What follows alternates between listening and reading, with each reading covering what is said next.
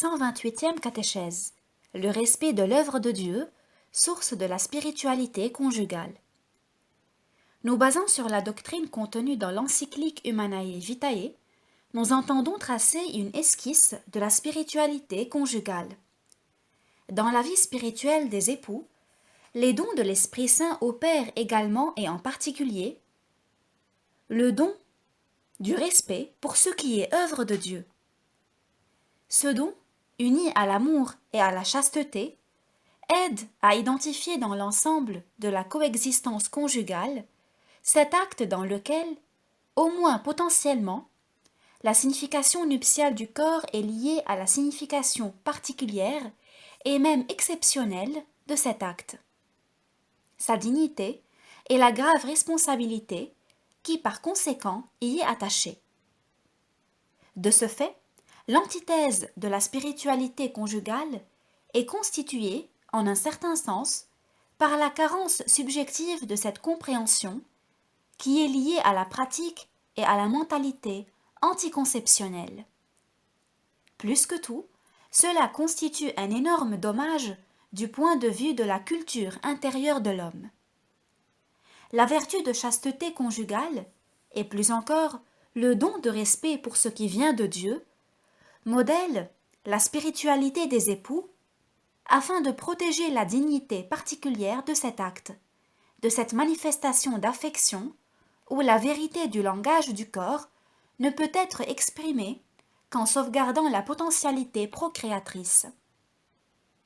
La paternité et maternité responsable signifie l'évaluation spirituelle conforme à la vérité de l'acte conjugal dans la conscience et dans la volonté de chacun des deux époux qui, dans cette manifestation d'affection, après avoir considéré les circonstances internes et externes, et en particulier les circonstances biologiques, expriment leur mûre disponibilité à la paternité et maternité.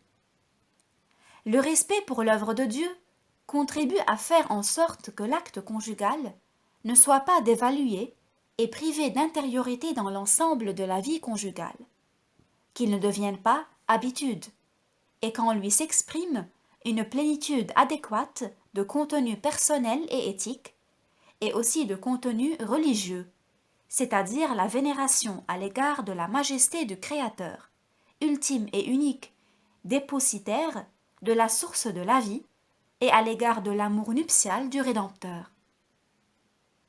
Tout cela crée et élargit, pour ainsi dire, l'espace intérieur de la liberté mutuelle du don, dans lequel se manifeste pleinement la signification nuptiale de la masculinité et de la féminité. L'obstacle de cette liberté est constitué par la crainte, par la contrainte intérieure née de la concupiscence, qui est orientée vers l'autre ego comme objet de jouissance. Le respect de ce que Dieu a créé libère de cette contrainte, libère de tout ce qui réduit l'autre ego au niveau de simple objet. Il fortifie la liberté intérieure du don. Cela ne peut se réaliser que moyennant une profonde compréhension de la dignité personnelle, tant de l'ego féminin que de l'ego masculin, dans la coexistence réciproque. Cette compréhension est le fruit fondamental du don de l'esprit qui pousse la personne à respecter l'œuvre de Dieu. C'est de cette compréhension, et donc indirectement de ce don, que tirent leur vraie signification nuptiale toutes les manifestations d'affection qui constituent la trame de la persistance de l'union conjugale. Cette union s'exprime par l'acte conjugal seulement dans des circonstances bien déterminées, mais elle peut et elle doit se manifester continuellement chaque jour grâce à différentes manifestations d'affection qui sont déterminées par la capacité de l'ego à éprouver une émotion désintéressée par rapport à la féminité et réciproquement par rapport à la masculinité. L'attitude de respect pour l'œuvre de Dieu que l'esprit suscite chez les époux a une énorme signification pour ces manifestations d'affection, car vont de pair avec elles la capacité de la satisfaction profonde, de l'admiration, de l'attention désintéressée à l'égard de la beauté visible et en même temps invisible, de la féminité et la masculinité, et enfin la faculté d'apprécier le don désintéressé de l'autre. Tout cela décide de l'identification spirituelle de ce qui est masculin ou féminin, de ce qui est corporel et en même temps personnel. De cette identification spirituelle surgit la conscience de l'union à travers le corps qui sauvegarde la liberté intérieure du don.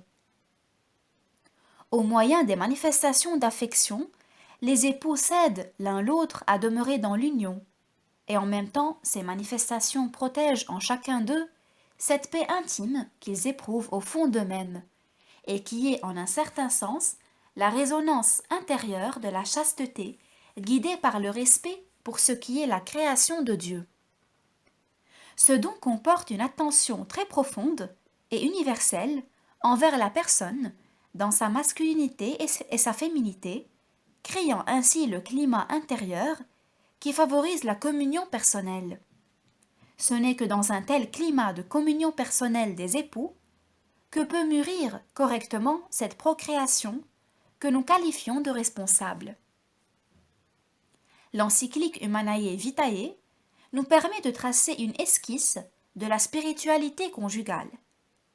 Voilà le climat humain et surnaturel dans lequel, tenant compte de l'ordre biologique et en même temps en se basant sur la chasteté soutenue par le donum pietatis, se forme l'harmonie intérieure du mariage, en plein respect de ce que l'encyclique appelle double signification de l'acte conjugal.